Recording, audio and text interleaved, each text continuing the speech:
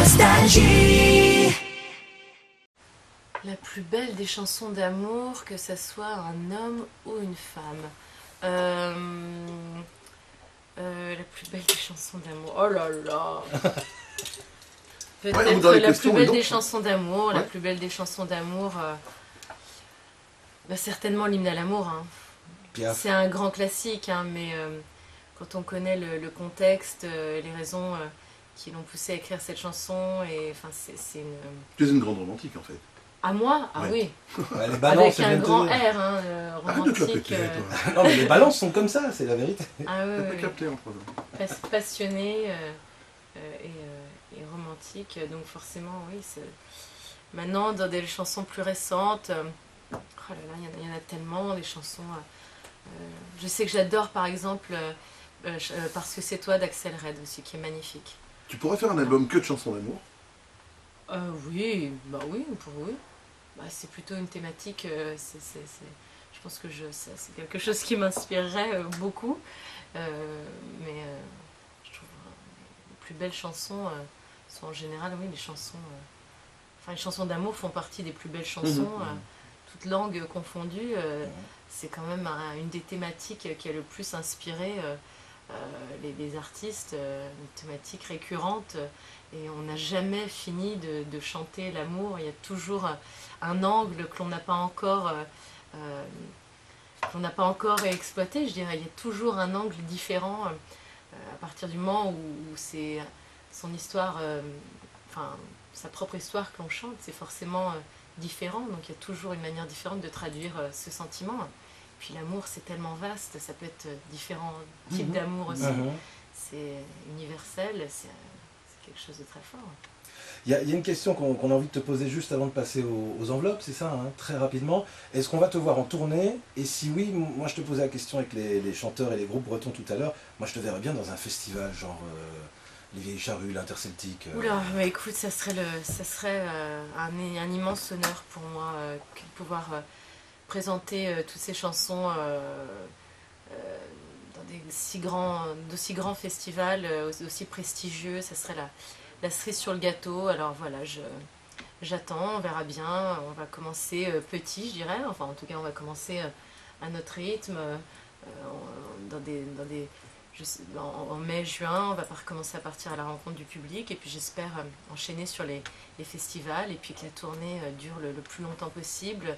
En France, en Belgique, comme ailleurs aussi, dans d'autres pays. Moi, je suis actuellement en train d'enregistrer aussi d'autres chansons parce qu'on travaille sur un projet donc, d'album à l'export, puisque finalement c'est une musique qui est universelle, qui est intemporelle, qui est moderne et qu'on pourrait présenter bien au-delà des frontières de la Bretagne finalement. Donc c'est ça qui est exceptionnel aussi avec cet album, donc j'espère avoir l'opportunité de le faire.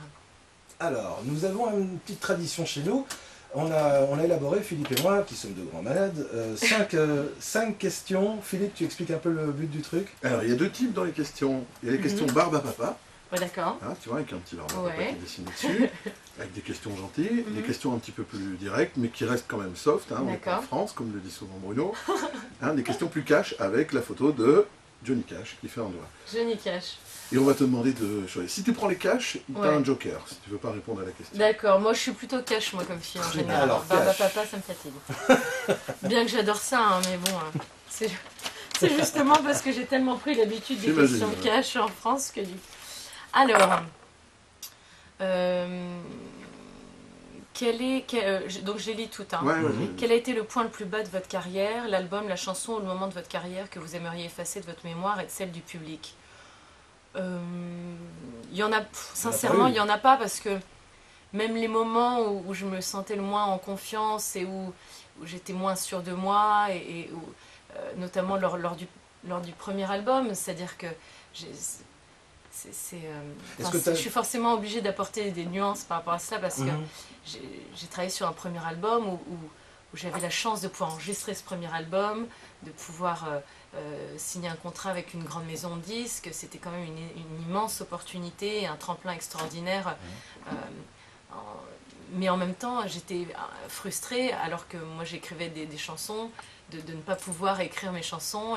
et sur ce premier album, et de partir finalement sur quelque chose qui pour moi, qui était imposé, ne reflétait pas totalement ce que je pouvais être en tant qu'artiste. Et donc forcément, voilà, je me sentais un peu frustrée, et un peu parfois pas à ma place, et aussi parfois oui, frustrée d'arriver finalement aussi vite, et d'avoir l'impression que c'était basé sur rien. Brûler les étapes. Voilà, c'est quelque chose qui a été... et finalement, c'est ce que je me dis, toutes ces années que l'on gagne finalement grâce à ce tremplin extraordinaire qui a pu être cette émission, ce sont des années de toute manière que l'on rattrape par la suite, et que j'ai rattrapé, et que je rattrape encore aujourd'hui, où on reconsolide les fondations parce que c'est obligatoire, et que... D'autant plus qu'il y a eu plein de premiers albums de gens sortis de la Starac, mais il y en a très peu qui ont fonctionné comme le tien. Ça a dû te rassurer, ça. Le fait que le public l'accueille si bien que ça, le premier album, ce qui n'a pas été le cas d'autres dont on t'est ramené. Oui, non, ça m'a rassuré, mais c'est vrai que, voilà, effacer de la mémoire du public, non, rien. Enfin, il n'y a vraiment aucun moment où vraiment je me suis sentie... Il y a une petite frustration simplement, quoi. Oui, une frustration, mais forcément, lorsqu'on... C'est logique dans ce contexte. Mon insulte préférée... Ça peut être en gaélique, hein. Mon insulte préférée, ça peut être ou en anglais, ou ça va être Bloody Wanker. Tu veux dire quoi? Bloody Wanker, c'est... il y a du sang dans l'histoire. Putain de branleur, non? Un peu comme ça, c'est ouais, ça? un peu comme ça, mais c'est une vraie c'est insulte anglaise. Et l'autre jour, j'étais au studio, et j'étais partie me chercher un café dans un... Voilà, au coin de la rue.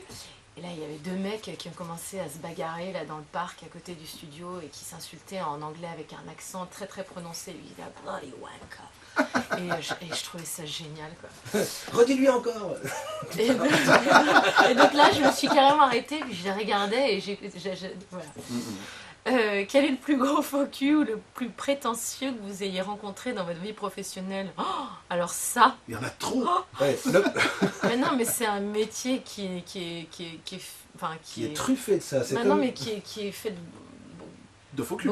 Non, mais beaucoup de gens sont dans l'apparence, parce que sont dans la superficialité aussi, et dans donc c'est très difficile de juger, et même de qualifier certains de faux cul ou pas. Enfin, je crois qu'il faut juste pas se faire d'illusions, et je dirais rester sur ses gardes, et ne pas trop attendre des gens, et ça c'est quelque chose peut-être qui a été difficile, et qui est encore difficile pour moi. J'ai tendance à trop vite penser que j'ai des amis, qu'on est tous amis, mais que je me suis rendu compte, en tout cas ces dernières années... C'est moi en fille. Toi, tu es en train de tomber amoureux, là, fais attention. Non, mais c'est parce que je comprends tout à fait. Je me suis vraiment rendu compte, surtout ces derniers temps, ces dernières années, que finalement, voilà, c'était beaucoup et souvent du business, et finalement les véritables sentiments, c'était même pas, je jette même pas la pierre, c'est juste ce métier qui est... Voilà, et puis aussi tout évolue et tout bouge très vite, et il y a aussi beaucoup d'artistes, ça t'a jamais fait perdre pied, justement, ce côté-là?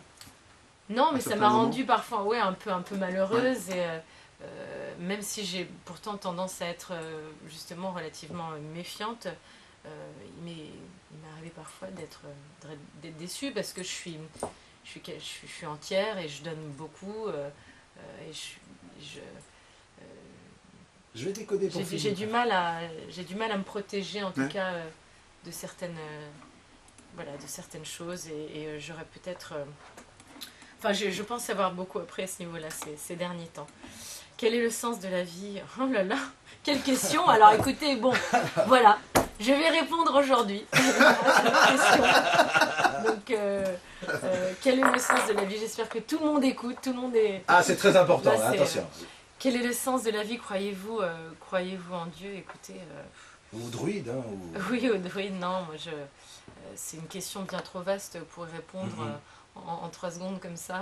Elle n'est pas de moi. C'est quelque chose qui est... non, mais qui me passionne, et qui me...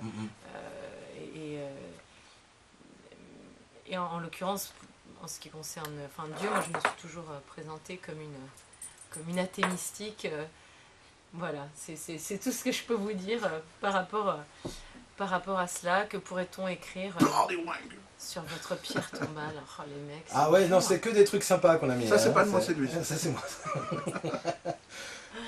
Mais en fait, c'est difficile de lui poser ce genre de questions. Ouais, c'est dur. Non, mais en plus, là, on a 20 ans et c'est des questions... Ouais, c'est des questions qu'on pose généralement aux vieux. Oui, il commence à y penser un peu. Ah, c'est vrai. Et demain, on aura un vieux, on peut lui demander. Mais je t'avais dit qu'on aurait dû prendre l'enveloppe spéciale, bouquet de printemps, ça, et pas le truc...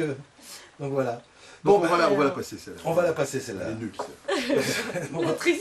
On va plus la poser à une jeune. On va plus la poser à une jeune. Non, mais c'est parce qu'en fait, ce qui est difficile à poser ce genre de questions à Nolwenn, c'est que, tu m'arrêtes si je dis une connerie, c'est que nous rentrons dans une espèce de mystique, hein, là, quand au moment où je te parle. Hein, c'est que d'un côté, elle est bretonne, donc ça veut dire méfiante, têtue, elle regarde un petit peu ce que tu amènes, et puis après, si vraiment tu as des fondations solides, à ce moment-là, le cœur s'ouvre, les portes, les fenêtres, tu es comme de la famille.